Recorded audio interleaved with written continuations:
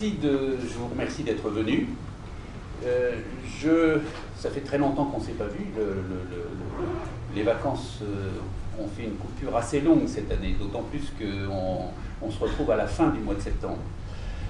Je voudrais vous présenter Gérard Cognot, qui est professeur émérite de l'Université de Nancy, écrivain, traducteur et co-directeur de la collection des classiques slaves aux éditions de l'Âge d'Homme. Pour commencer, j'aimerais faire une rectification et rendre à César ce qui lui appartient. Vous avez sans doute remarqué que dans l'invitation que vous avez reçue, Gérard Cognot est cité, il est présenté comme l'auteur du livre Esthétique et idéologie de la modernité. Ça, je suis effectivement l'auteur de ce livre. Oui. Mais la suite, Le monde sans objet, voilà, est un livre de Malevich que Gérard Cognot a traduit, pour lequel il a écrit une préface, mais dont il n'est donc pas l'auteur. Voilà qui est fait, l'erreur est corrigée. Je peux redonner le titre exact de ce fameux livre. Ça s'appelle « Le suprématisme, le monde sans objet ou le repos éternel ». Et il s'agit du plus grand traité théorique, même philosophique, de Casimir Malevich, que vous connaissez bien sûr par son Carré noir. Et donc je l'ai traduit et préfacé aux éditions Ifolio. On le connaît effectivement mieux comme peintre que comme écrivain. Oui, bien sûr.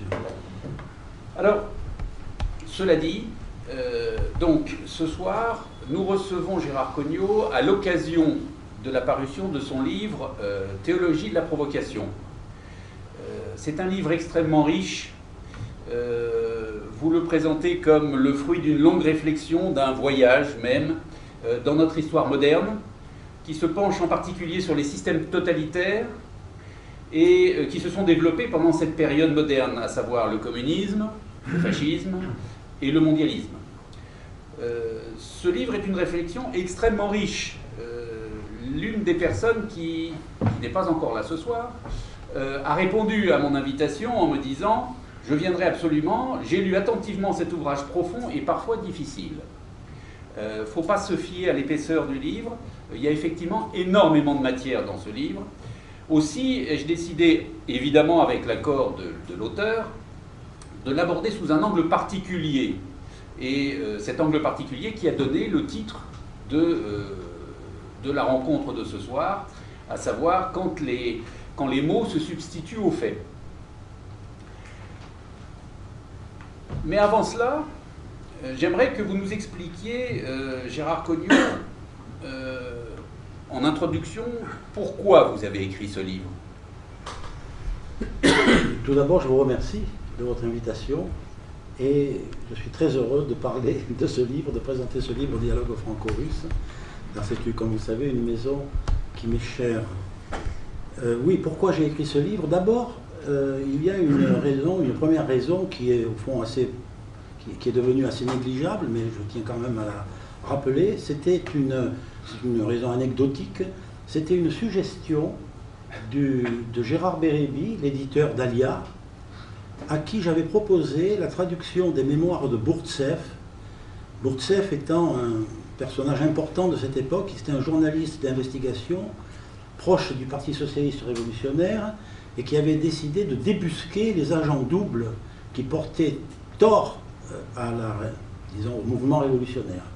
Donc c'est lui qui a démasqué Azef. Et il raconte toute cette épopée dans ses mémoires, et cela évidemment c'est comme presque un roman policier. Mais Gérard Bérébi ne s'est pas montré très intéressé par ce projet.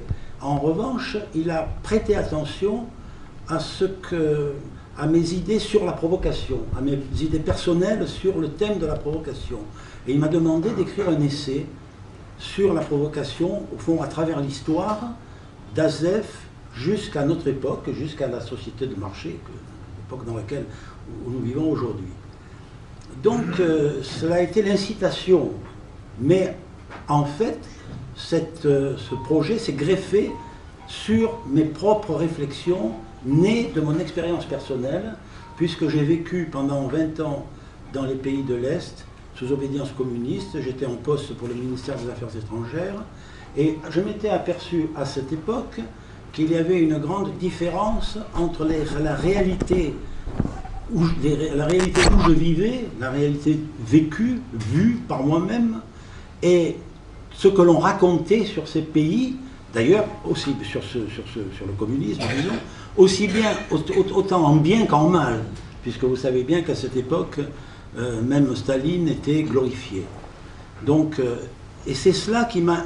Je me suis à ce moment-là interrogé sur cette contradiction permanente qui existe entre les faits et les informations que l'on peut donner sur ces faits et qui sont presque toujours orientées, biaisées, sinon mensongères, et qui déforment la plupart du temps les réalités vécues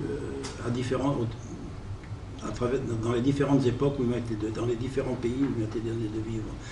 Donc ayant cette connaissance de régime totalitaire qui est le communisme, et étant né moi-même et vivant encore sous le régime capitaliste, j'ai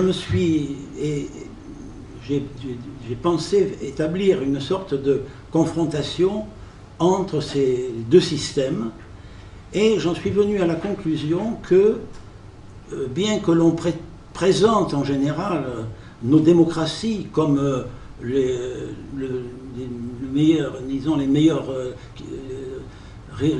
la démocratie comme étant le meilleur régime possible, et en l'opposant au système totalitaire précédent, j'en suis venu à la conclusion que cette fameuse démocratie n'était qu'un leurre qui recouvrait une réalité très proche de celle qui était placée sous le signe de ces systèmes totalitaires. Donc on vivait au fond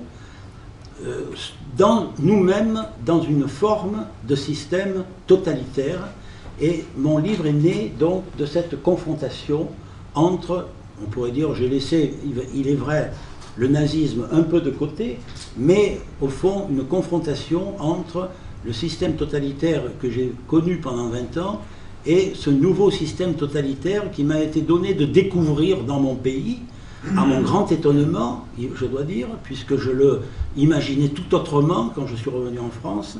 Et donc le livre est né de ces réflexions. Alors pour quelles raisons, me direz-vous, j'estime que ce que l'on appelle aujourd'hui le nouvel ordre mondial constitue un nouveau régime totalitaire. Et ce nouvel ordre mondial, en effet, m'est apparu non pas comme l'apogée de la démocratie, comme on l'affirme couramment, c'est une idée reçue, mais plutôt comme l'opposé même de la démocratie.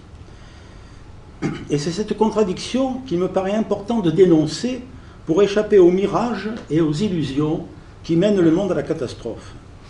Il n'est pas difficile à l'observateur vigilant de déceler partout des manifestations de discrimination qui s'apparentent au racisme.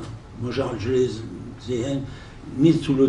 les considère comme des formes de racisme, c'est peut-être exagéré, mais on assiste à tout moment à des discriminations d'ordre ethnique, religieux, social, culturel et avant tout idéologique.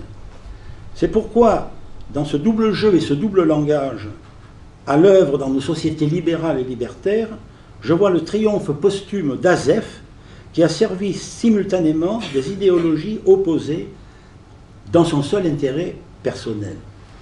Donc, partant d'une étude sur le rôle qu'a joué la provocation dans la destruction progressive de la Russie tsariste, pour en venir à la Révolution d'octobre, j'ai établi une relation entre ce que j'ai constaté à cette époque et ce qu'il nous est donné, me semble-t-il, de vivre encore aujourd'hui sous le signe, évidemment, de la démocratie humaniste qui défend les droits de l'homme, le progrès, etc., mais qui souvent, n'est-ce pas, est à l'origine de réalités qui vont à l'encontre de ces présupposés glorieux. Il me semble en effet que l'un des procédés essentiels, n'est-ce pas, d'une propagande quelle qu'elle soit, et de chercher des boucs émissaires. Il y a eu, et de désigner, de mettre au banc de l'humanité des ennemis publics, ou en tout cas des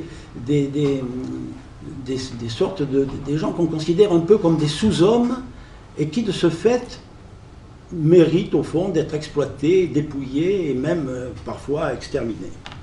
Cela a été le cas des Juifs pendant la Deuxième Guerre mondiale, sous l'occupation allemande, enfin sous le nazisme, et donc en ce sens, la question juive m'est apparue comme primordiale dans mon livre, puisqu'ils ont été au fond les premières victimes de ce racisme, de cette discrimination, et les mécanismes, si vous voulez, de cette exclusion sont toujours les mêmes, car on diabolise ceux que l'on veut, dont on veut se défaire, que l'on veut évincer, et d'où l'importance évidemment de la guerre de l'information, qui parfois est beaucoup plus efficace même que les armes, n'est-ce pas, pour éliminer des adversaires.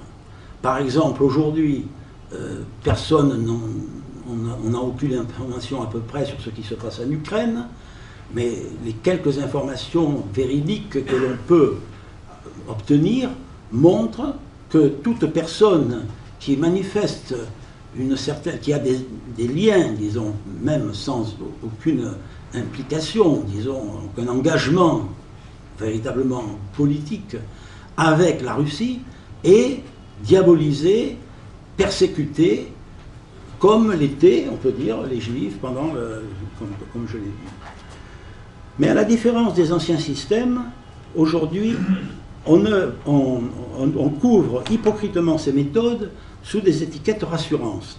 Ainsi, ces néo-nazis qui commettent en Ukraine de multiples méfaits sont considérés comme les garants des valeurs européennes face à l'impérialisme russe. C'est un exemple. On trouve surtout dans la doctrine libérale, à travers la police de la pensée, la dictature du politiquement correct, l'instauration d'une pensée unique, la même diabolisation du bouc émissaire, de l'ennemi intérieur qui soudait aussi bien la société fasciste que la société soviétique.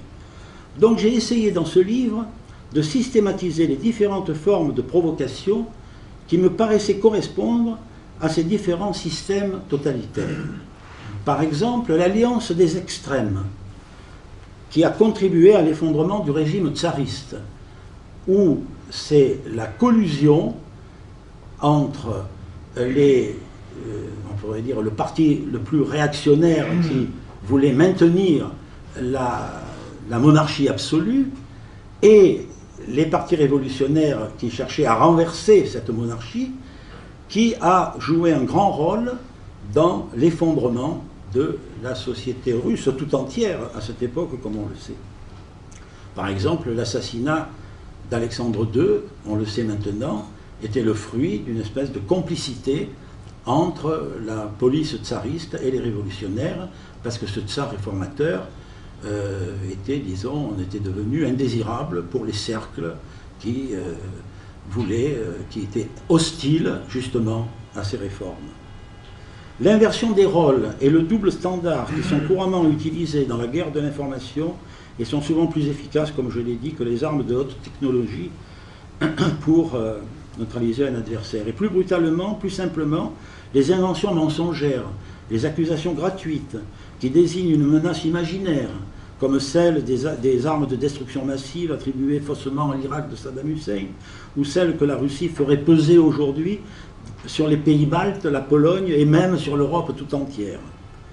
Donc l'usage de la provocation a tellement fait ses preuves dans le passé que chaque système de domination y a recours sans scrupule pour assurer sa supériorité sur un ennemi jugé coupable par essence et donc condamné à être éliminé au nom de l'humanité tout entière, comme, je répète, les Juifs sous le nazisme, les Serbes dans la guerre de Yougoslavie, les Russes aujourd'hui accusés de crimes de guerre et de barbarie, récemment encore dans les guerres d'Ukraine et de Syrie sans qu'on n'apporte jamais de preuves, seulement les mots qui désignent a priori un ennemi qui est déjà condamné, qui est jugé et condamné d'avance, n'est-ce pas? Parce que dans l'esprit des gens, la démocratie ne peut se tromper, la démocratie ne peut avoir de tort, mais en revanche, un régime qui est considéré à tort comme un régime autocratique, un régime dictatorial, ce qui ne correspond nullement à la réalité que l'on peut constater en Russie. La preuve, c'est que les Français, comme par exemple Alexandre Lassa et Xavier Moreau, qui sont là, disent le contraire, eh bien, c'est que c'est l'emprise donc de ces présupposés, n'est-ce pas, sur les esprits, qui me paraît extrêmement dangereuse et qui est un ciment, au fond, d'un système que j'ose appeler un système totalitaire, parce qu'il vise à souder toute une société, au fond, des populations du monde entier, n'est-ce pas, dans des convictions qui ne correspondent pas du tout aux réalités vécues. Alors justement, vous nous parlez de la Russie. Enfin, vous savez tous que quand vous venez au dialogue franco-russe, la Russie n'est jamais très loin, même quand le titre de la rencontre ne le mentionne pas. Et avant de parler plus précisément de ce qui se passe actuellement dans le monde occidental et des relations internationales en 2016, j'aimerais que vous nous rameniez un petit peu à l'histoire de la Russie. J'ai relevé 2 citations de votre livre à ce propos. Vous dites d'abord, je cite, « La Russie, loin de constituer une voie séparée, n'a jamais été que le miroir grossissant des errances du monde moderne dans sa quête de terre promise. » Et plus loin dans le livre, vous citez Flora Moncorbier, qui a écrit dans son livre « Le communisme de marché », je cite, « Le mondialisme néolibéral est le stade ultime du communisme. » En quoi la compréhension de l'histoire de la Russie peut-elle nous aider à comprendre l'histoire de l'Occident aujourd'hui ? Alors, je vous dirais que, étant comparatiste de formation, j'ai pris pour objet d'étude non seulement l'histoire de la Russie en soi, mais son histoire envisagée dans ses relations avec l'Occident. Au cours du XIXe siècle, 2 courants d'idées se sont opposés. L'un qui regroupait les slavophiles et défendait l'identité nationale russe, l'autre sous la bannière de l'occidentalisme, qui proposait l'Occident comme un modèle de développement pour un pays arriéré, un jugé arriéré. On retrouve aujourd'hui dans la vie politique russe la recrudescence de ces 2 courants. Pour expliquer l'échec des réformes démocratiques de Boris Yeltsin dans les années 90, les libéraux russes et occidentaux ont considéré que le peuple russe, dans son ensemble, n'ayant jamais connu la démocratie aussi bien qu'un État de droit, en a été le seul responsable. Or, il m'est apparu au contraire que la situation de la Russie dans cette période a révélé, comme à travers une loupe grossissante, des tares qui sont inhérentes à la démocratie occidentale elle-même. On sait que sous le couvert de la démocratisation, quelques prédateurs, pour la plupart issus de l'ancienne nomenclatura, ont fait main basse sur les ressources du pays et que les privatisations ont déclenché un véritable dépeçage de l'héritage soviétique et au fond du patrimoine national. De plus, la représentation parlementaire n'était qu'un leurre, car les places à la Douma étaient bradées au prix fort et ne servaient qu'à l'enrichissement des clans mafieux qui s'étaient emparés du pouvoir. Cela pour vous donner le tableau de la démocratie telle qu'elle s'est introduite en Russie à cette époque. Mais vous en avez été vous-même le témoin, donc je prêche un converti. Mais est-ce que sous un vernis démocratique, destiné à donner le change, nous ne constatons pas aujourd'hui dans l'Union européenne le même clivage entre les élites et le peuple, la même confiscation du pouvoir par les mêmes comparses de gauche et de droite, qui fraternisent dans des clubs et dans des cercles pour se partager les dépouilles de leurs administrés? Est-ce que les élections, même si elles ne sont pas truquées, ne sont pas une farce qui perpétue sous le simulacre de l'alternance la même emprise d'une oligarchie financière sur une population mise de plus en plus à contribution pour répondre aux exigences de Bruxelles qui ne correspondent, on le sait, à aucune réalité concrète?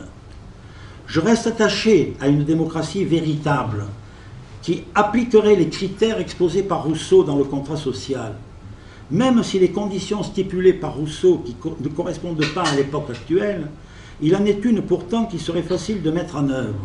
C'est celle qui concerne l'adéquation de la volonté générale avec le programme du gouvernement élu par le peuple. Selon Rousseau, si un gouvernement trahissait ses engagements envers le peuple, il devait être automatiquement destitué par le peuple, sans autre forme de procès. Et s'il restait en place, le contrat social n'étant plus rempli, il cesserait d'être une démocratie pour devenir une dictature de fait. Or, depuis que la démocratie existe, cette condition n'a presque jamais été respectée. Je ne connais que 2 hommes politiques dans l'histoire récente qui ont eu l'honnêteté de démissionner lorsqu'ils n'ont pas été en mesure de remplir leur mandat.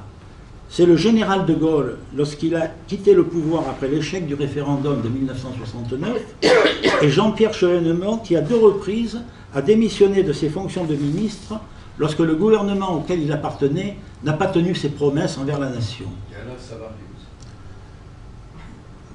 Bon, d'accord. Rajoutons-le à ces rares exemples. Cette confiscation du pouvoir par une oligarchie constitue donc un dénominateur commun entre le communisme et le libéralisme. Mais le libéralisme possède sur le communisme l'avantage de cumuler un postulat universaliste avec le culte des minorités et des libertés individuelles. C'est pourquoi Florent Moncorbier a pu écrire que la société de marché était le stade ultime du communisme. Le nouvel ordre mondial est en voie de réaliser les objectifs de l'internationale communiste par une révolution permanente à laquelle les bolcheviks ont dû très rapidement renoncer. Je ne veux pas vous faire un cours d'histoire, ce serait trop long, mais cela s'est passé en 1920, lorsque Pilsudski a fait sa contre-attaque victorieuse et a fait barrage à l'expansion, en fait, du communisme dans les autres pays d'Europe. Or, leurs dirigeants, aussi bien que Lénine, que Staline et que Trotsky, étaient conscients que le communisme ne pouvait avoir de sens que dans son expansion mondiale. Dans leur guerre contre le capitalisme, ils n'avaient pas supposé qu'ils trouveraient dans un système fondé sur le libre-échange non seulement un adversaire, mais leur successeur victorieux dans la conquête du monde. À cet égard, si on relit aujourd'hui le roman d'Orwell, 1984, à la lumière de notre actualité, on constatera que sa description de la société stalinienne s'applique parfaitement à ce que nous vivons aujourd'hui sous le nouvel ordre mondial. L'apparition des systèmes totalitaires s'explique par la nécessité de résoudre le problème posé par la société de masse. Le philosophe Mamardashvili m'expliquait à Moscou, dans les années 70, donc vous voyez, c'est pas hier, que les épurations staliniennes se justifiaient par la nécessité d'une simplification, une clarification, sans laquelle l'accroissement de la masse finirait par renverser la partocratie dominante.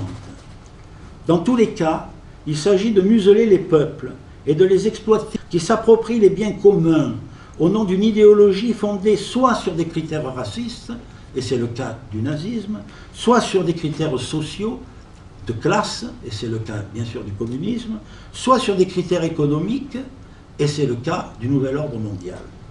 Mais dans tous les cas, ces critères ne sont que des prétextes pour maintenir la domination d'une minorité de maîtres sur une majorité croissante d'esclaves. Au fond, ni le national-socialisme allemand, ni le communisme soviétique, ni la démocratie occidentale n'ont existé vraiment en tant que tels. Hitler lui-même a avoué à Rauschning qu'il utilisait les Juifs comme bouc émissaire pour souder et mobiliser le peuple allemand dans la conquête de l'espace vital. Toutes ces idéologies ont servi de couverture à des entreprises totalitaires destinées à résoudre les problèmes démographiques, sociaux, économiques, culturels, posés par l'augmentation de la masse. Et l'une des, on pourrait dire, l'un des travestissements les plus frappants que l'on connaisse aujourd'hui, justement en ce qui concerne l'opposition entre les discours et les réalités, c'est la prétention que le libéralisme, au fond, ne se renfermerait à aucune idéologie, et qu'il serait la traduction, n'est-ce pas, littérale, si vous voulez, d'un ordre naturel, d'un ordre de choses naturelles, et que donc il n'y aurait pas d'alternative à cet ordre. Alors que quand on analyse les faits, on s'aperçoit que l'économisme même n'est qu'un prétexte, et que ce qui est en œuvre, c'est au contraire une véritable idéologie que j'appelle totalitaire.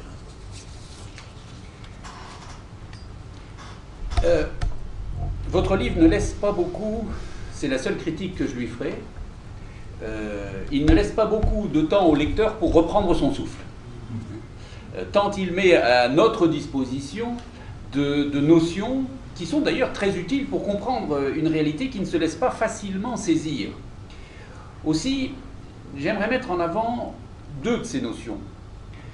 La première m'a servi de titre, je ne reviens pas, mais l'autre me semble tout aussi importante, c'est celle de l'inversion des valeurs. Je vous cite. L'ordre capitaliste libéral utilise le principe du tiers inclus afin de faire passer la nécessité la plus impitoyable pour la liberté inconditionnelle et illimitée dont il se réclame. Et vous expliquez comment ce que vous appelez le tiers inclus permet cette inversion des valeurs en participant au formatage des esprits.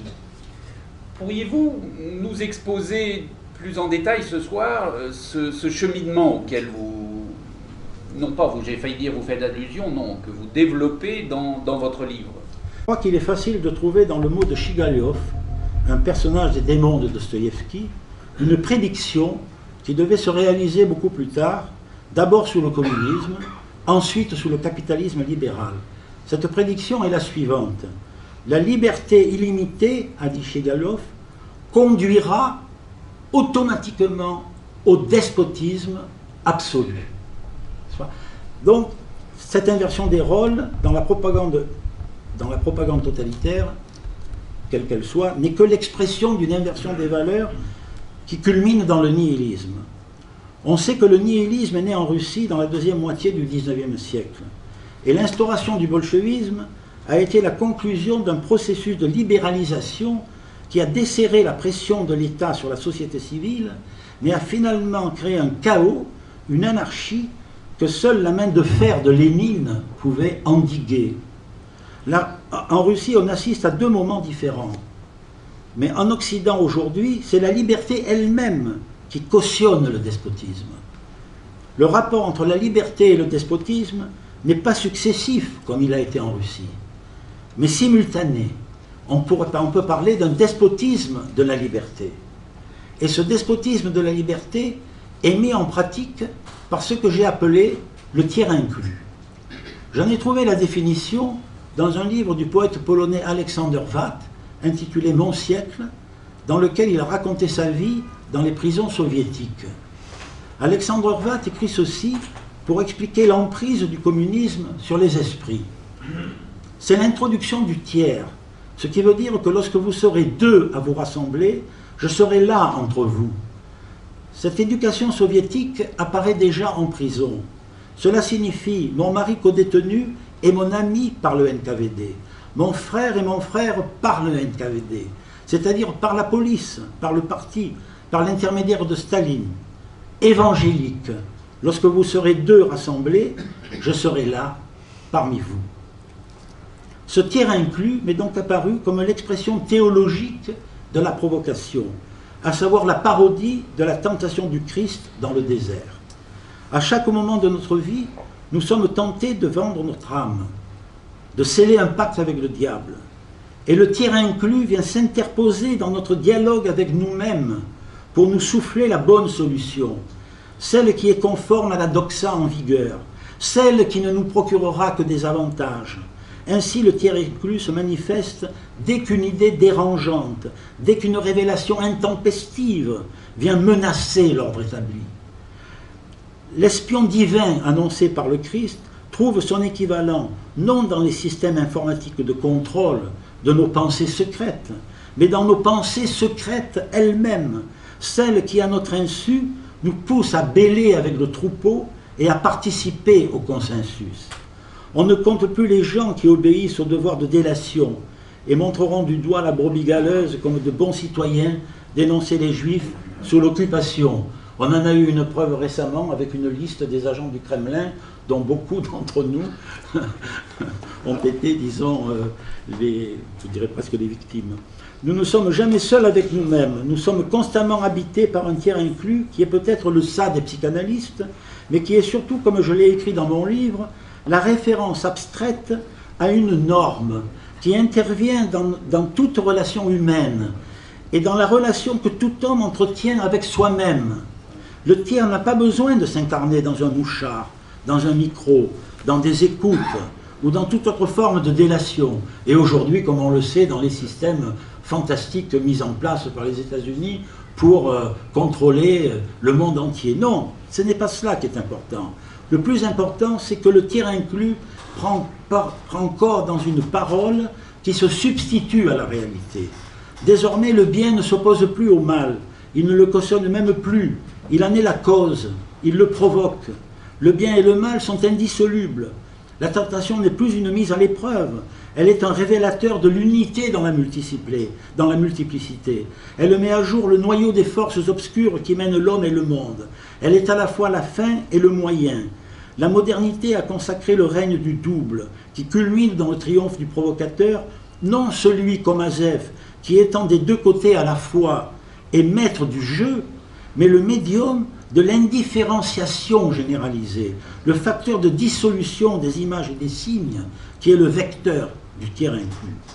Nous savons désormais que la raison dans l'histoire chère à Hegel n'est qu'un leurre, qui recouvre l'absurde mystère de l'existence, et qu'en dernier recours, elle bascule dans la fiction, dans le virtuel, dans le courant invisible qui relie tout être réel à son fantôme. Nous savons que l'amour est la haine, que la vérité est le mensonge, que la création est la destruction. Nous connaissons la malédiction de la fraternité, la malfaisance infinie du souverain bien.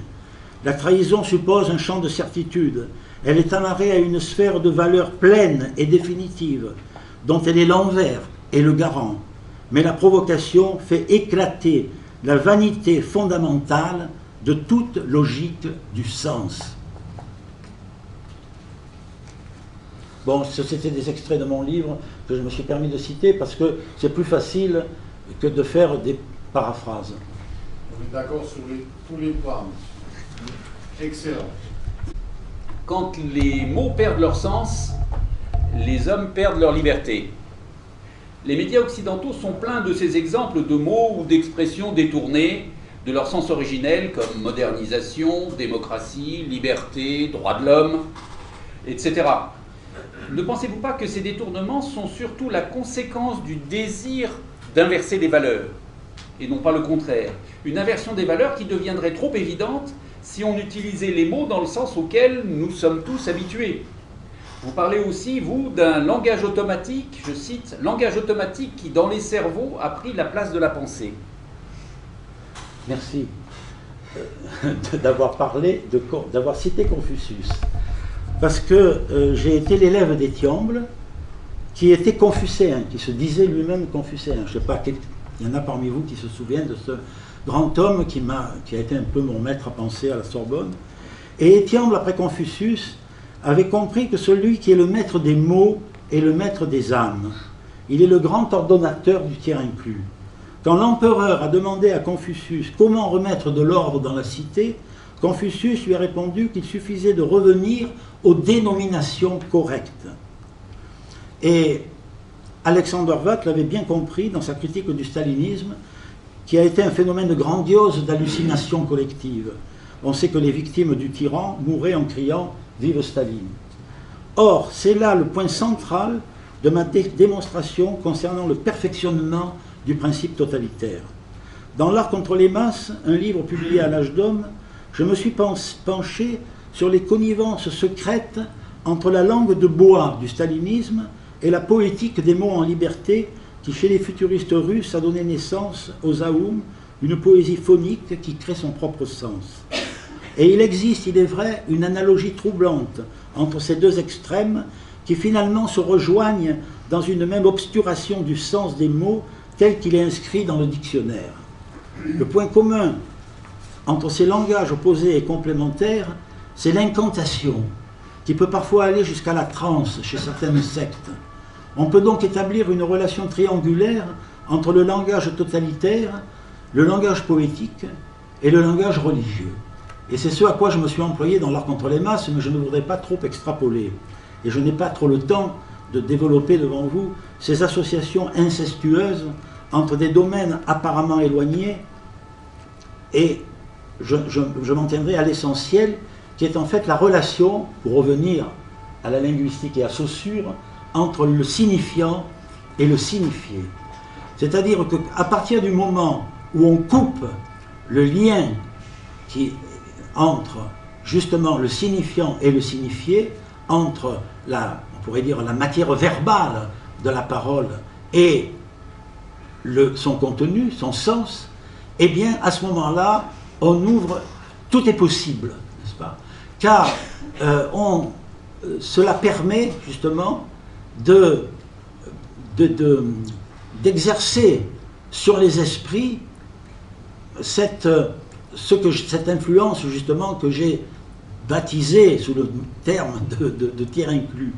C'est-à-dire que on ne réagit plus, notre esprit critique est à ce moment-là en quelque sorte mis entre parenthèses, et c'est uniquement l'émotion qui nous domine, qui détermine nos convictions, qui détermine nos engagements. Nous en avons une preuve tous les jours aujourd'hui avec ce qui se passe dans les attentats, dans les djihadismes, etc. C'est exactement ce processus, n'est-ce pas? C'est-à-dire que nous sommes devant une instrumentation du langage à des fins politiques n'est pas nouvelle, elle a toujours été le cas. Et elle a toujours eu cours dans l'histoire des siècles passés, on en trouve maints exemples.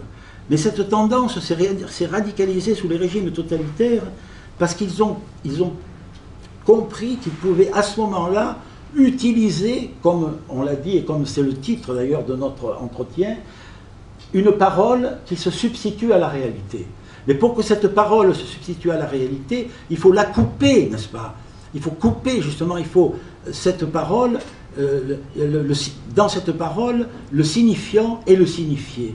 Parce qu'à ce moment-là, on se trouve, disons, on peut déterminer chez les gens qui sont à l'écoute, qui sont, disons, qui sont les récepteurs, n'est-ce pas, de ce langage totalitaire, eh bien, une sorte de réflexe pavlovien, n'est-ce pas? On ne pense plus que par slogan, on ne pense plus que par formule toute faite. N'est-ce pas? Par exemple, il suffira puisque c'est un thème qui nous est cher à tous, à propos de la Russie, n'est-ce pas? On dira, la Russie a annexé la Crimée, elle a provoqué la guerre du Donbass, et donc il va de soi qu'elle développe une action militaire menaçante, elle va s'emparer, Poutine veut reconstituer l'Union soviétique, il veut s'emparer des Pays-Bas, peut-être de l'Europe, etc. Donc tout s'enchaîne sans que ce jugement, n'est-ce pas, n'ait aucun rapport avec la réalité. On néglige absolument la réalité. Et je rappellerai à ce propos un épisode qui a été frappant au moment de la guerre de Yougoslavie. C'était Jacques Merlino.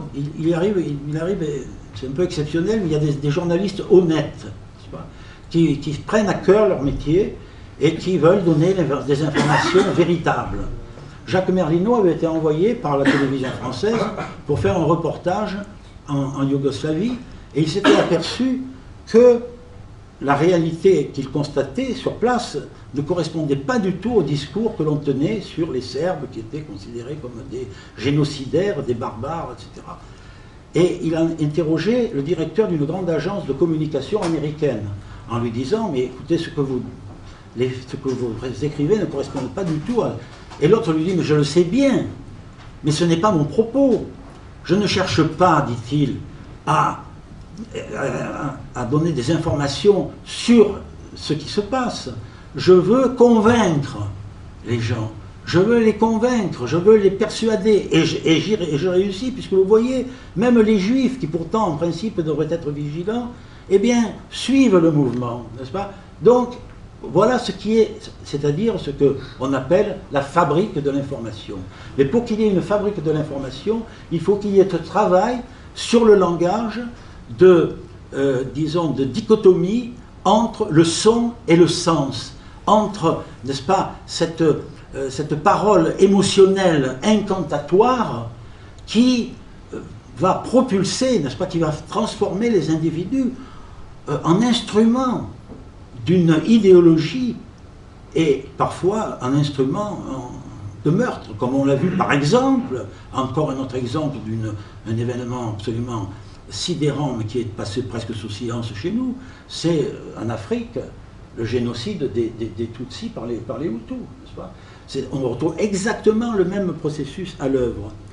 Donc j'ai écrit que on a désigné ce qui se passe dans ce processus, c'est une pétrification de la langue qui transforme un organisme vivant, autonome, possédant une cohérence interne, en un squelette verbal réduit au seul signifiant et soumis de ce fait aux seules déterminations extérieures. Les structures sémantiques constituant l'esthétique de la langue perdent alors leur finalité propre pour se transformer en séquences figées, appelées à servir une politique de conditionnement des esprits. L'unification ainsi réalisée permet de souder la société dans le moule de la pensée unique. Les systèmes totalitaires ont tous en commun la transparence rêvée par Rousseau, compte tenu du fait que dans ce contexte, la volonté générale appelée dans le contrat social à légitimer la démocratie, devient un leurre, un simulacre, substituant à la liberté totale, à la liberté pour tous et par tous, une totale aliénation, un nouvel esclavage. L'aliénation de la langue s'y manifeste dans le détournement du sens des mots, déconnecté de la relation avec la réalité. En outre, cette rupture se fait au détriment de l'union intrinsèque entre l'émotion et l'idée, entre la matière verbale et la signification qui caractérise le langage vivant. Vivant comme la langue, écrivait Tchoukowski, un écrivain qui à l'époque soviétique a résisté à la destruction du lien entre le signifié et le signifiant. Mais pour revenir plus prosaïquement à des sujets d'actualité, je dirais que pour retrouver à la fois la liberté et la vérité de l'information sur les réalités de notre monde, il faut rompre avec l'automatisation du langage, comme je l'ai dit, l'automatisation des formules toutes faites, des slogans qui ne correspondent pas à la réalité, mais qui mettent nos jugements à la merci de nos émotions. La plupart des débats télévisés sur les sujets de société font penser aux aboiements du chien de Pavlov. Pour échapper à ces conditionnements sectaires, il faut suivre le conseil de Confucius, revenir aux dénominations correctes, c'est-à-dire rétablir des relations justes et cohérentes entre les mots et les faits, sans faire intervenir un tiers inclus qui nous incitera à faire du langage une entité autonome, détachée de la réalité, afin de créer un sens conforme à l'opinion dominante et sans doute à notre propre intérêt. C'est ainsi que les grands moyens d'information se mettent au service spontanément d'une vérité instituée. C'est ainsi que les commissions d'enquête falsifient leurs résultats pour qu'ils soient en accord avec les prescriptions de l'ordre établi. Il est des mots apparemment innocents qui ont pris un sens péjoratif sous la pression idéologique. Des mots comme populisme, patriotisme, qui sont tellement chargés de mépris qu'on a peur d'avouer que l'on appartient au peuple et qu'on aime sa patrie. Il faut voir les bien-pensants de gauche sursauter de dégoût quand on les prononce. Le peuple est mis au rencard, il n'a plus son mot à dire, et quand on lui demande son avis, on s'empresse de ne pas en tenir compte, comme cela s'est produit avec le résultat du référendum sur la Constitution européenne, et le résultat en Hollande du référendum sur l'accord de coopération avec l'Ukraine. Depuis le Brexit, les libéraux mettent en garde contre les référendums parce que les peuples risqueraient de mal voter et de provoquer des catastrophes. On retrouve ainsi dans nos démocraties les réflexes qui poussaient les populations sous le joug de la partocratie communiste à renoncer à leur libre arbitre et à dire humblement « ils le savent mieux que nous », ils, c'est-à-dire les dirigeants du parti. On peut aussi penser au mot de Tertullien « abêtissez-vous ». Il y a les maîtres qui ont le pouvoir et le savoir, un savoir qui est un pouvoir, et il y a les masses qui n'osent plus prendre leur destin en main parce que quand elles ont tenté de le faire, ça a mal tourné. Donc on délègue les pouvoirs. Au dernier congrès des libéraux de l'opposition russe à Vilnius, tous ont décidé d'un commun accord de renoncer désormais aux élections. étant donné l'état mental de leurs compatriotes qui ne voteront jamais dans le bon sens. Ils ont préconisé la prise du pouvoir par un putsch, comme à Maïdan, qui était évidemment un bon exemple. Et en cas de succès, ils demanderont à l'Union européenne de diriger la Russie en ligne directe, comme elle le fait avec tant de bonheur pour 27 pays, désormais, puisque la Grande-Bretagne a fait faux bond. Alors, dans le genre exemple pratique de détournement de mots, l'exemple le plus récent qui me vient à l'esprit, c'est le dernier discours du président américain devant l'Assemblée nationale de l'ONU. Son dernier discours à double titre d'ailleurs. Et dans lequel il conclut en se présentant comme un collègue de Dieu. En anglais, co-worker of God. Qu'est-ce que ça éveille comme commentaire chez vous? Alors, je dirais que si Barack Obama est le collègue de Dieu, il faut croire que ce Dieu est bien mauvais. Car cela veut dire qu'il est à l'origine des crimes innombrables perpétrés par les États-Unis depuis qu'ils existent. Pour en avoir une idée, je vous conseille de lire l'ouvrage de Noam Chomsky sur l'Occident terroriste. C'est très édifiant. Je ne vais pas entrer dans le détail, je vous conseille vraiment de le lire. Il faut rendre hommage, en effet. Je pense, malgré tout ce qu'on peut dire de mal des États-Unis, que le salut viendra des États-Unis. Pourquoi? Parce qu'il y a aux États-Unis une opposition qui se manifeste depuis toujours, qui s'est manifestée au moment de la guerre du Vietnam, et qui est beaucoup plus efficace que, au fond, nos cercles à nous de résistance, je crois. Et donc il faut rendre hommage au combat des intellectuels américains qui ont à cœur à la fois l'intérêt de leur pays, la paix du monde et la justice sociale. Je citerai également l'histoire populaire des États-Unis d'Howard Zinn, qui a été adapté au cinéma dans un film remarquable. Donc je crois que le salut ne viendra pas d'une Europe avachie, mais des opposants américains au nouvel ordre mondial, comme ils l'ont prouvé lors de la guerre du Vietnam. Mais le salut viendra surtout, bien entendu, du peuple russe, qui soutient la politique de son président pour résister aux attaques du monde extérieur. Voilà un exemple de démocratie véritable, puisque l'élection du président de la Fédération de Russie est l'expression indubitable de la volonté générale. Mais dans notre opinion, c'est cela même qui est mis en question, car on juge démocratique l'élection d'un président qui ne représentera qu'une minorité infime des citoyens, et antidémocratique une élection qui manifeste l'adhésion de la grande majorité du peuple au programme qui lui est proposé. L'envers de la réalité est présenté comme l'expression de la vérité, parce qu'on a pris l'habitude, pour reprendre le titre de notre rencontre, parce qu'on a pris l'habitude de substituer la parole à la réalité et des mirages à l'expérience vécue. Bien, j'ai lu soigneusement votre livre, comme je lis toujours soigneusement le livre des auteurs que nous invitons. Et j'ai envie de vous poser une dernière question, très courte. Votre livre est-il le cri d'un désespéré? Alors je vous répondrai que non, je ne suis pas un désespéré. J'ai confiance dans les hommes et dans les peuples. Et aujourd'hui, on a des raisons d'espérer que les peuples cesseront de se comporter en troupeaux que l'on mène à l'abattoir. Malgré la chape de plomb de la désinformation, on perçoit partout les signes d'une prise de conscience des dangers de la mondialisation et de l'idéologie libérale qui nous prive de nos libertés au nom de la liberté. Le jour viendra, j'espère, où on appliquera les préceptes de Jacques Sapir sur la nécessité de rendre aux États et aux peuples leur souveraineté. C'est la seule condition pour se libérer des œillères du tiers inclus. Mais il ne suffit pas de faire des discours. Il faut agir tous ensemble, par tous les moyens, contre le pouvoir des banques sur les États et contre l'oppression que l'oligarchie mondialisée exerce sur nos vies. C'est seulement à ce prix que nous pourrons établir une démocratie véritable où la volonté générale pourra s'exprimer. Voilà. Donc, je crois que c'est à peu près tout ce que je pouvais dire à propos de mes propres convictions qui ont, bon, peut-être ce livre, qui ne se sont peut-être pas exprimées dans ce livre d'une manière très optimiste, c'est vrai, puisque c'est plutôt un tableau très noir que je brosse de l'histoire du monde, depuis, on peut dire, l'avènement de la... Enfin, depuis tout au cours du XXe siècle et jusqu'à nos jours. Merci. Maintenant, je vous donne la parole. Si vous avez des questions, je vais vous passer le micro pour que tout le monde puisse entendre les questions. Si ça ne vous ennuie pas de vous présenter, souvent ça éclaire le sens des questions. Merci beaucoup. Je m'appelle Vladimir, comme le président russe. Je suis d'origine géorgienne russe.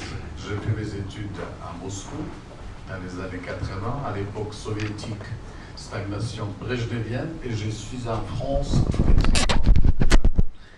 Donc, en premier chef, je voudrais remercier le professeur pour cet excellent exposé. Et vous savez, vous lisez dans les pensées. Ah, franchement, sur tous les points, je suis d'accord avec vous. Et surtout, le moment, vous savez, en vous écoutant, j'ai pensé à une chose. J'ai vécu le communisme, la stagnation brejnevienne. J'arrive en Europe, en France, qui m'inspirait toujours par la liberté de parole, par la démocratie, etc., etc. Et du coup, on découvre, on passe absolument à autre chose. Donc, quand on parle de la démocratie, donc on assiste à une démocratie de destruction massive. Il y a certains Russes qui utilisent ce terme, et que les Américains, hélas, ont pratiqué pas mal de fois. Et juste une question, parce qu'on peut parler beaucoup sur le sujet, c'est ce que je voudrais vous demander, cher professeur. Pourquoi alors, ici, on assiste toujours, vous voyez, vous parliez d'aboiement de certains journalistes, etc., de représentants, comment dirais-je, animateurs de la télé, de la radio, etc. Et vous avez parfaitement raison, parce qu'ils décrivent une réalité absolument autre. La question, vous qui êtes excellent connaisseur des événements, ce qui se passe aujourd'hui en Russie, en Ukraine, etc., pourquoi vous n'êtes jamais invité par une émission telle que C'est dans l'air ou d'autres émissions? C'est vraiment parce que quand on écoute des fois, on assiste à des réflexions de ces gens-là, alors on voit qu'ils sont à côté de la plaque. Et c'est une aberration. C'est un lavage de cerveau qu'ils pratiquent vis-à-vis de la population française. Voilà. Pourquoi? Écoutez, la raison, elle est dans mon livre. C'est parce que si nous vivions dans une véritable démocratie, on donnerait la parole, n'est-ce pas, aux uns et aux autres. Mais les fameuses confrontations auxquelles on assiste dans toutes les émissions, sur les plateaux de télévision, à la radio, partout, ce ne sont que des parodies. On n'invitera jamais. Moi, je suis un peu en dehors de tout ça. Mais par exemple, j'ai cité Jacques Sapir. On a Rare, qui est un grand économiste, et quelqu'un qui est professeur. Mais aussitôt, dès qu'on fait entendre, n'est-ce pas, une parole divergente de l'opinion dominante, on est mis de côté, n'est-ce pas? C'est automatique.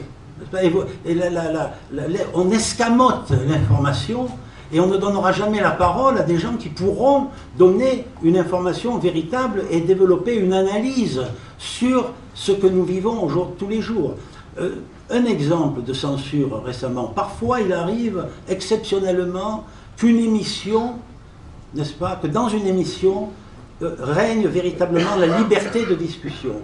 Il y avait la seule émission que personnellement je regardais à la télévision et que je trouvais excellente, c'était Ce soir ou jamais de Frédéric Tadei. Eh bien, cette émission a été supprimée. Il y a eu tellement de protestations que pour la forme, on lui donne maintenant une émission mensuelle à une heure très tardive pour l'empêcher de nuire, n'est-ce pas? Parce que ce journaliste, c'est un journaliste qui fait son métier. Vous en avez un, et aussitôt, on se protège, n'est-ce pas?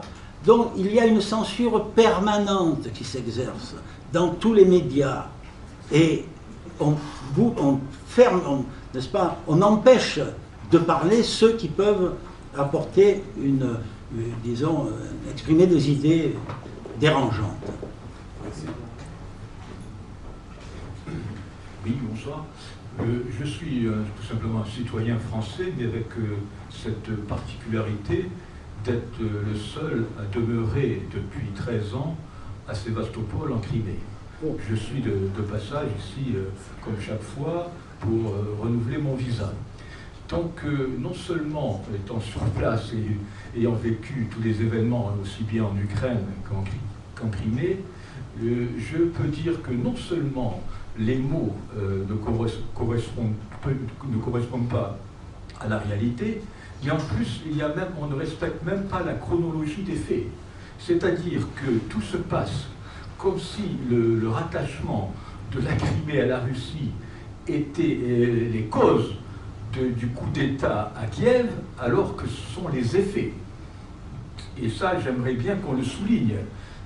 D'autre part, je l'ai souligné moi-même à plusieurs reprises et par écrit dernièrement au monde diplomatique, que ce qu'on oublie de dire et de rappeler systématiquement, c'est que, en définitive, de quoi s'agit-il? La crise, comme on l'appelle alors en Ukraine, dans ce pays et qui connaît bien l'Ukraine.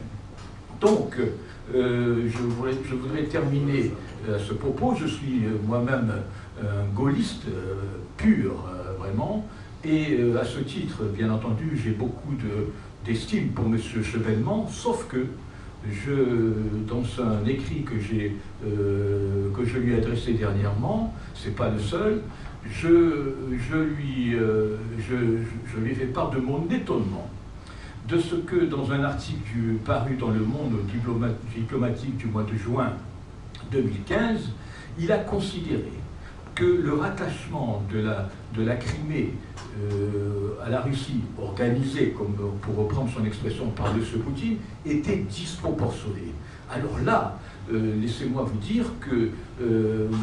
Chevènement, à plusieurs reprises ministre de la République, homme d'État, c'était représentant spécial de la France en Russie, mais ça personne ne le sait. Donc je peux pas lui laisser dire une chose pareille. C'est-à-dire que pour moi, et je terminerai là-dessus, ce qui s'est passé en Crimée, pour les gens de ma génération, c'est-à-dire le but de s'emparer de la base de Sébastopol, c'est exactement le parallèle, c'est un front renversé, de la crise de Cuba en 1962.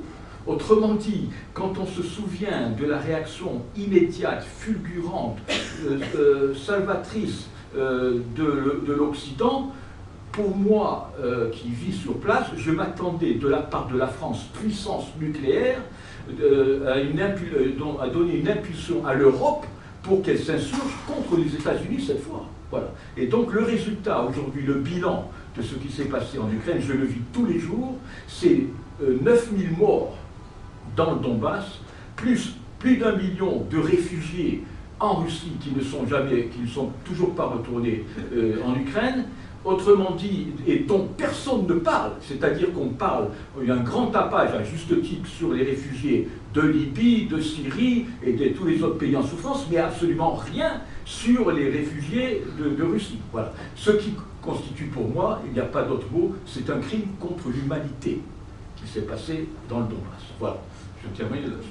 Merci, vous avez tout à fait raison. Et cela prouve que la différence entre un témoignage de quelqu'un qui est sur place et qui connaît la réalité, qui la vit, et ce que l'on peut raconter uniquement dans un but extrêmement précis, parce que tout ce que l'on dit est canalisé, va dans le même sens, et on inverse constamment. Je suis déboussolé à chaque fois que je reviens, ça fait 3 jours que je suis là, c'est la russophobie, c'est monsieur Poutine qu'on accuse de bombarder la Syrie, et rien sur l'invasion des États-Unis en Irak en 2003. Rien, ça, il n'y a personne, ça ne tourne pas en boucle, jamais. Voilà.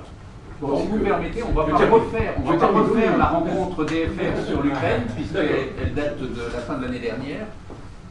Oui, juste une introduction. Vous avez cité M. Chevènement et d'autres qui ont démissionné par honnêteté par rapport à leur position. Je rends un petit hommage au maire de ma commune. Il s'agit de Nicolas Dupont-Aignan qui a abandonné le RPR, qui a abandonné toute cette ligne-là pour défendre ses convictions. Alors est-ce qu'il est, par rapport à tout ce qu'on dit, est-ce qu'il a rempli toute sa mission et tout? Et je suis un petit peu étonné, je fais juste un petit aparté, ça, je l'envoie au maître à penser, enfin aux instances supérieures du dialogue franco-russe. Il y a des gens comme Thierry Mariani ou Nicolas Duc qui sont extrêmement intéressants, mais je ne sais pas quelle est leur place au sein du RPR aujourd'hui, enfin de l'UMP ou du LR. Là, il y a une question. Mais ma question n'était pas là, c'est très, très local et puis c'est pas assez important que ça. J'aimerais que vous me donniez votre position un petit peu sur le printemps arabe, enfin les printemps arabes et particulièrement la crise en Syrie. Vous avez parlé des dictatures, etc. Alors Daesh, c'est peut-être une victime, c'est vraiment une dictature. Enfin, je suis un peu provocateur dans mes questions, bien sûr, mais votre position par rapport à ce que vous avez dit sur la théologie de la provocation, de tout ce qui se passe en Syrie, de tout ce qui se passe dans le printemps arabe. Ça correspond un peu à ce que monsieur a dit de l'Ukraine. C'est-à-dire que je crois qu'il y a, on accomplit, il y a un programme de destruction des États-nations. Pour que le nouvel ordre mondial s'instaure, il faut détruire les identités nationales. Donc, des États qui étaient, c'est vrai, des dictatures, qui n'avaient pas que qui présentaient beaucoup de défauts, mais il suffit de comparer simplement l'état de la Libye avant sa destruction, avant la guerre, avant l'assassinat de Kadhafi, et aujourd'hui, ou de comparer l'état de la Syrie avant cette fameuse révolution qui a été fomentée par différents pays arabes avec évidemment le concours des États-Unis, pour voir quel est le sens, comprendre quel est le sens de ces opérations. Parce que on prétend se battre contre une organisation terroriste qui commet des attentats, mais en même temps, un journaliste allemand récemment interrogé un représentant, enfin un membre de Al-Nosra, c'est-à-dire une organisation terroriste qui est absolument qui n'a rien à envier à Daesh en matière d'atrocité, etc., et qui avouait qu'il recevait des armes de haute technologie des États-Unis directement, sans même passer par des intermédiaires. N'est-ce pas? Et en même temps, donc c'est la raison pour laquelle la Russie est attaquée aujourd'hui. Parce que on ne veut surtout pas que Bachar el-Assad reste... il est gênant, n'est-ce pas? On veut l'éliminer.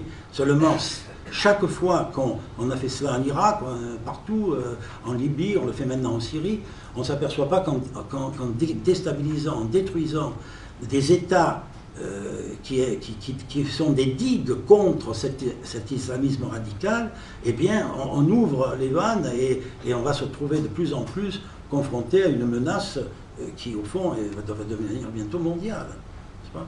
Donc tout cela, il me semble que tout cela, il me semble, à moi c'est très clair en tout cas, c'est que c'est le jeu qui se joue, et il me semble que la partie qui se joue là, elle est nette. C'est-à-dire que c'est toujours la même orientation, n'est-ce pas? On veut détruire ce qui se passe aussi chez nous, en Europe. C'est pareil avec l'Union européenne, qui est une courroie de transmission des États-Unis, au fond. C'est pas, nous sommes vassalisés, donc la France n'a pas son mot à dire. Oui, Henri Froment-Meurice, ambassadeur de France, j'ai été 3 fois en poste à Moscou, 56-59, comme modeste premier secrétaire, ensuite 10 ans après ministre, et puis 1979-82 ambassadeur. Alors vous avez dit au début de votre intervention qu'après avoir passé de nombreuses années dans des pays totalitaires, vous étiez revenu pour tomber aussi dans une société totalitaire, avez-vous dit. C'est ce que vous avez dit. Alors évidemment, je n'ai pas la même expérience. Ou alors nous ne mettons pas la même chose dans le mot totalitaire. Parce que je veux simplement vous dire, et pour nous amis ici, que chaque fois que je revenais, j'avais l'impression de quitter, pas l'impression, la certitude, de quitter le totalitarisme pour aller dans un autre système qui n'était pas totalitaire. Alors qu'est-ce que ça veut dire de retomber dans un système totalitaire quand vous reveniez en Occident, en France? Qu'est-ce que c'était ce totalitarisme-là?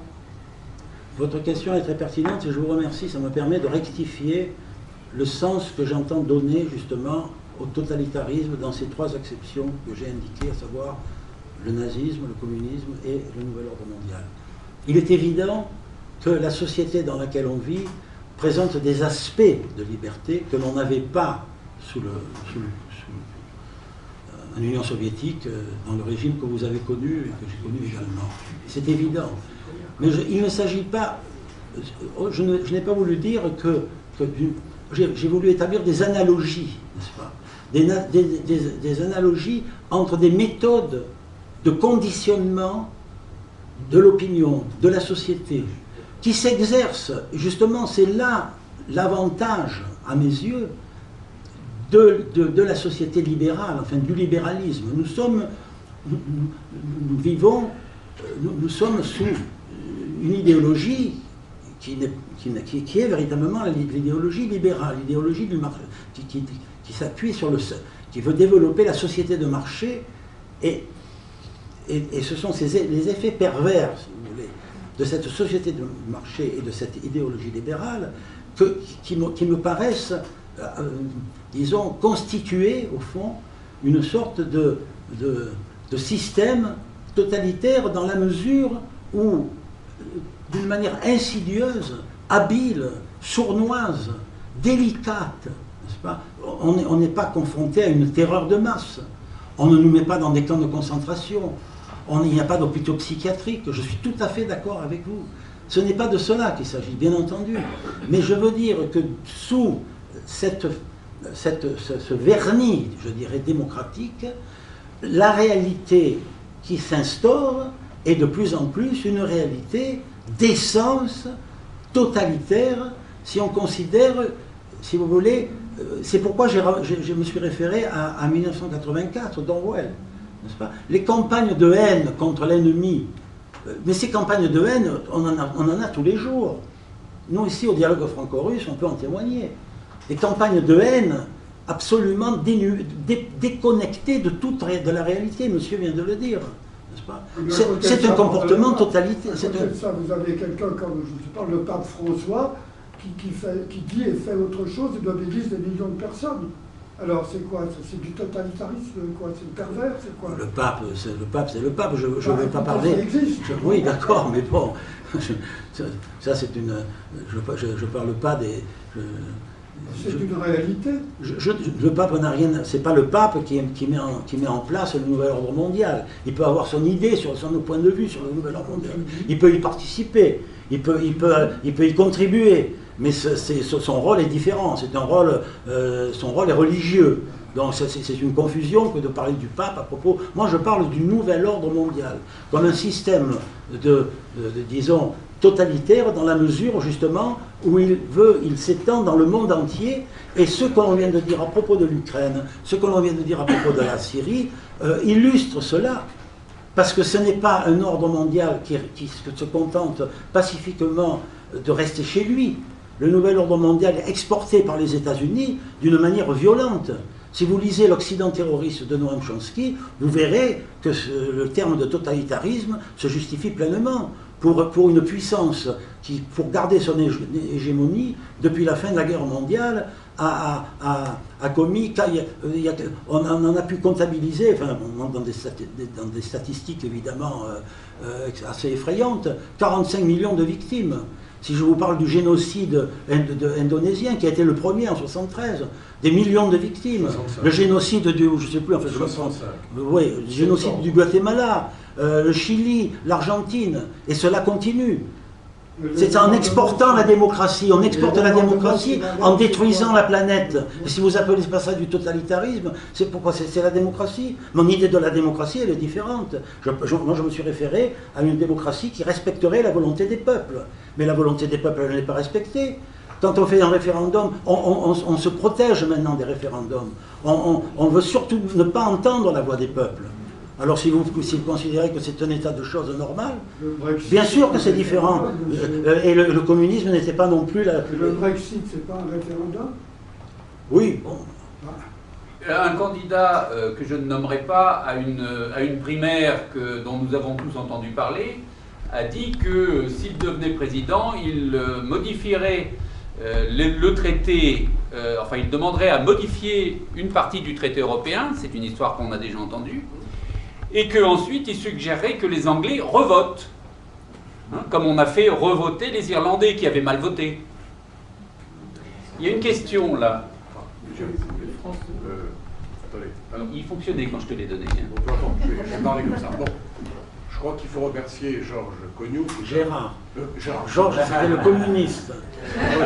En plus, Farus. Donc c'est un compagnon. C'est le membre du Politburo. Bon, la première réflexion, il faut qu'il ne voit aucune critique, lorsque Diderot est allé à Saint-Pétersbourg, invité par la grande Catherine, elle lui a demandé de rédiger un peu une constitution, un oukase pour la Russie. Et donc il s'est mis à l'ouvrage en bon intellectuel, et en quelques jours ou quelques semaines, il a écrit un texte parfait. Elle l'a lu parce qu'elle parlait très bien français, et elle a dit Monsieur Diderot, votre texte est parfait, mais la différence entre vous et moi, c'est que vous écrivez sur du parchemin, et moi j'écris sur la peau de mon peuple. Donc j'ai grand respect pour les intellectuels, j'en suis qu'un raté, je n'ai fait que la diplomatie, donc je ne me constitue pas comme un intellectuel, j'admire. Mais j'aimerais quand même, à titre de débat, vous avez pris une réalité et vous avez focalisé toute votre investigation sur la provocation. À mon sens, il n'y a pas une cause unique dans la réalité. Il y a pas, on est dans une pluralité de choses. Il y a beaucoup d'inconnus. Personne ne peut expliquer la mort de Kennedy, d'Oval Palm, vous citez tas de choses, bon, la chose comme ça. On est dans la controverse. Et donc, on joue sur des mots. Alors vous dites effectivement la démocratie de Rousseau. Rousseau a dit il n'y a que des peuples, de Dieu, et ainsi de suite. Donc vous dites qu'il n'y a pas de liberté. Où est-ce qu'est la liberté? Où est-ce qu'est la démocratie? On est tous plus ou moins en fonction de notre expérience. Je crois qu'il faut dépasser cette querelle de langage, cette espèce, ça nous échauffe bien sûr, pour essayer de bâtir quelque chose. Et malheureusement, la période n'est pas propice, parce qu'on se jette des slogans, on se jette des intérêts, légitimes d'ailleurs. Vous êtes contre les banquiers, il y en a ici. Et ma foi, il était un banquier. Oui, bon, je caricature. Pas de dénonciation, s'il vous plaît. Non, non. Mais banquier, banquier. Reconvertir. Et ainsi de suite. Non, mais, donc soyons prudents, quoi. On est une société très diverse. Ce qu'il faut, c'est bâtir des choses, pas les consensus mous, quoi, vous voyez. Donc, la provocation, effectivement, les gens qui jouent double jeu, mais ça existait, il n'y a pas que SF. Moi, je me souviens, il y a très longtemps, je commençais à lire Le Monde, le patron du Gosplan, il a servi Staline et tout, et il écrivait ses mémoires, et il écrivait tout le contraire. Alors, est-ce que c'est un provocateur? Il y a des gens qui jouent des doubles jeux, des triples jeux. On ne saura jamais quels sont leurs intérêts, quels sont leurs trucs. Donc, vous voyez, la provocation n'est qu'un aspect, et c'est pas le seul, quoi.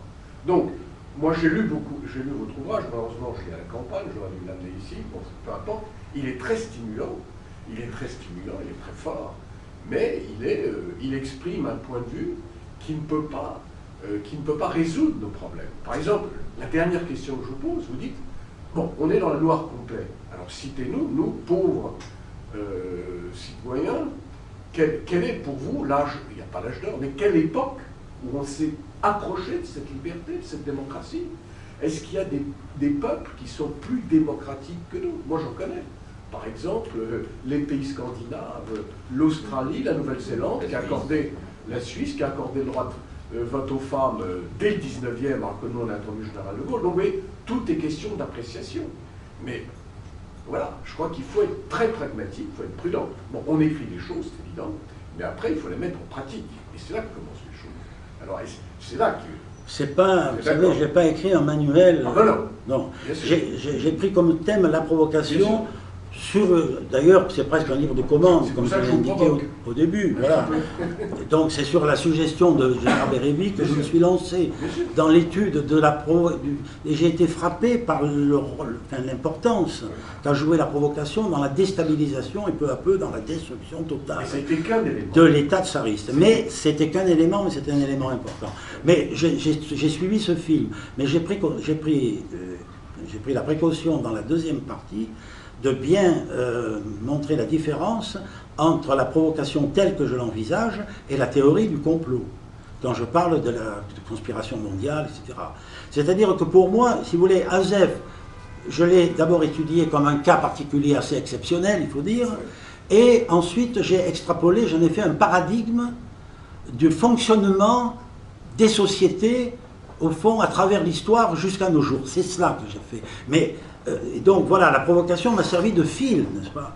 De fil conducteur, en quelque sorte, pour analyser, au fond, les relations qui existent entre les peuples, les États et les oligarchies. Et j'en suis venu à la conclusion que ce que j'appelle justement un système totalitaire, c'est un système où l'oligarchie manipule ou domine, disons, la masse des gens, n'est-ce pas, par différents moyens, par différentes méthodes, et c'est un peu ce qu'il y a de commun entre le nazisme, le communisme et le système actuel. C'est qu'au nom de notre démocratie n'est qu'un vernis. Alors, tout le monde le sait, mais ça on le dit, on l'écrit, je ne l'invente pas, n'est-ce pas, que les véritables maîtres du jeu, c'est cette oligarchie fournissée, ceux qui sont à Bruxelles et qui répercutent toute l'histoire les des mots d'ordre. oligarchies. Il n'y a pas une société historique où il n'y a pas une oligarchie. Oui, mais alors pourquoi on prétend qu'on est dans une démocratie? Tout est relatif. C'est ça. Donc la démocratie est une imposture. Ce qu'a dit Churchill, C'est une imposture. Churchill, qui est un homme très intelligent, bien qu'il soit, il a dit que la démocratie c'est le pire des régimes et que c'est le pire que les autres. Oui, mais qu'est-ce qu'on a d'autre à dire? Dans ce cas, qu'on redonne, qu'on rétablisse le lien justement entre les mots et les choses.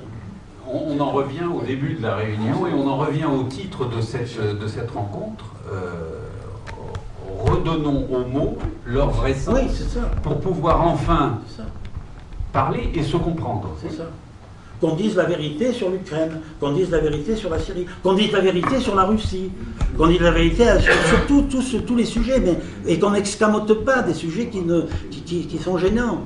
Parce qu'on ne sait pas, parce que, voilà. Mais il n'y a pas de vérité. Et écoutez, vous êtes suffisamment intelligent, historique, la vérité est relative. Et c'est l'histoire qui détermine une vérité. Sur la Syrie, rendez-vous dans 10 ans, dans 100 ans, et ainsi de suite. Je crois. C'est très difficile de faire ce Au moins que l'on respecte les faits. Tout le monde respecte. Est-ce que quelqu'un a une question? Monsieur? Vous vous débrouillez sans micro. Je vais essayer. Je suis ancien conseiller ministériel et j'ai fait ma carrière et à l'étranger. Tout ce que vous avez dit, monsieur, c'est exact. Et on voit la transformation mondiale de la politique et de l'économie. Ce qu'il faudrait savoir, c'est qui tire les ficelles. Qui tire les ficelles de cette mondialisation. Car pendant un certain temps, en Europe, par exemple, l'exemple de l'Europe que vous avez donné est très juste. On a toujours dit l'Europe, c'est l'Europe des peuples, l'Europe des nations. En fait, c'est l'Europe pour briser les États, de façon à en faire des régions européennes. Et ce que l'on voit actuellement par l'immigration est un système pour casser les États. Car dans quelques années, grâce à l'immigration, et nous ne sommes pas contre l'immigration, la France ne sera plus la France, l'Allemagne ne sera plus la France, et les chefs d'État qui nous gouverneront pourront mieux contrôler et mieux nous contrôler. Donc en définitive, il y a des accords secrets qui ont été passés entre les chefs d'État, que vous ne connaissez pas, mais que eux connaissent. Et il faudrait leur poser certaines questions, car aujourd'hui, où va-t-on? Et c'est ça qu'il faut voir. Est-ce que nous allons dans un système totalitaire où nous serons tous contrôlés? Et c'est ce qui apparaît de plus en plus. Est-ce que ce sont les élites qui nous gouverneront de plus en plus? C'est certain, car regardez la classe politique actuelle, c'est du cooptage, ce sont du clientélisme familial, car qui est député, qui est sénateur, qui est assistant député, ce sont à peu près toujours les mêmes et toujours les mêmes familles. Ceux qui sont députés européens sont également cooptés par les partis. Et si vous n'êtes pas coopté par un parti, vous n'êtes pas député européen. Vous ne pouvez pas l'être. Donc vous êtes, même à Bruxelles, commandé par les chefs de parti en France. Donc si c'est ça la démocratie, je pense que c'est une fausse démocratie. Fausse démocratie. En Angleterre, c'est exactement la même chose. quels sont les anciens ministres et premiers ministres? Pour être Premier ministre et débuter en Grande-Bretagne, il faut faire Oxford, Cambridge et les grandes écoles. En dehors de ça, ne nuit pas non plus. non, en dehors de ça, c'est pas possible. Tous les anciens premiers ministres ont fait les grandes écoles, Oxford, Cambridge, les grandes universités. Donc c'est la cooptation par les mêmes. Et je vous rejoins, monsieur, mais la question est celle-là. Qui dirige la mondialisation? Et pourquoi? Car il y a une finalité.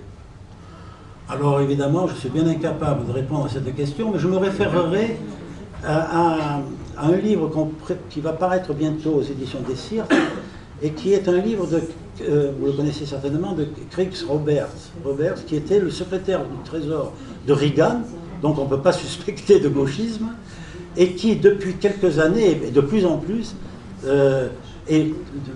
développe une critique virulente de la politique des États-Unis et considère qu'il y a eu une espèce de captation du pouvoir aux États-Unis par le clan des néoconservateurs qui dirige au fond, alors pour parler de ceux qui dirigent la mondialisation, lui considère justement que c'est ce clan qui d'ailleurs est à cheval sur le Parti démocrate et républicain, n'est-ce pas?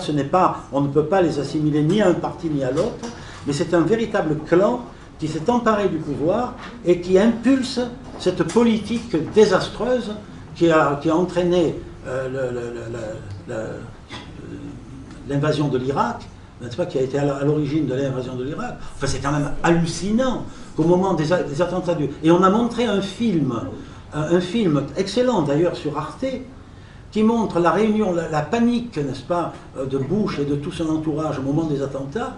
Ils vont se protéger, et puis ils tiennent une réunion pour répondre, n'est-ce pas, à la menace, pour contre-attaquer.